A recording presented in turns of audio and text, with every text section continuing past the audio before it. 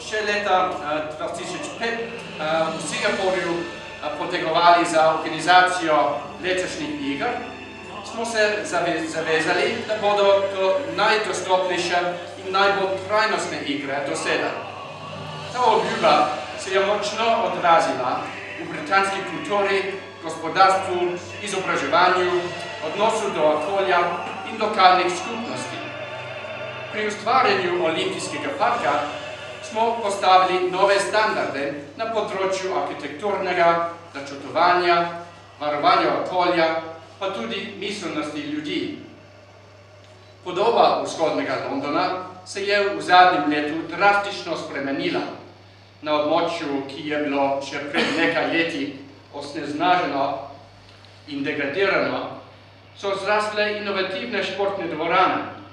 Olimpijski park smo zasadili z več kot 4000 drevesi in mislim, da ni pretirano, če rečem, da so to nova pljuča Londona.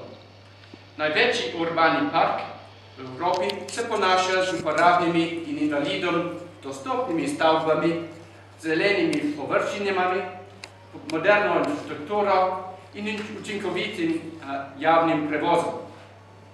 Življenje bo zato za prebivalce Londona prijetnejše tudi po končanih igrah. Lokalno prebivalstvo je tudi glavni igralec dokumentarnega filma Game Changer, ki ga je posnelo britansko zunanje ministrstvo. Film pripoveduje zgodbo o Londonu 2012 skozi oči Londončanov. Prikazuje neverjetno energijo in navdušenje ljudi iz zaodrja, ki se trudijo, da bi bile te igre za vse tekmovalce, obiskovalce in gledalce nepozabne. Film ponazarja moderno Veliko Britanijo, v kateri so talent, veščine, nove ideje in priložnosti na prvem mestu.